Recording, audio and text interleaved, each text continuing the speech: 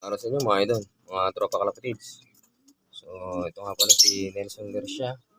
So, nandito tayo sa aking maliit na lob.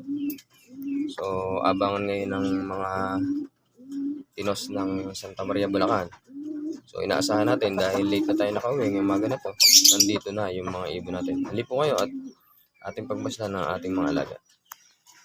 So, ito nga mga idol, ano? As expected natin, nakauwi na yung mga ibon natin.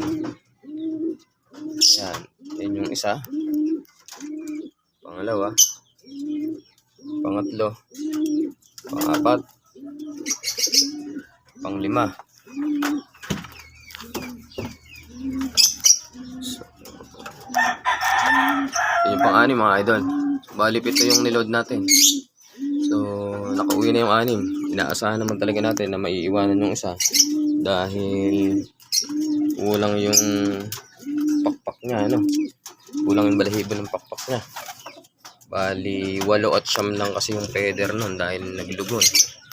So, inaasahan talaga natin mahuhuli yun. So, yun lamang yung ating quick update dito sa aking munting ibunan. Salamat sa inyo mga idol at magandang araw.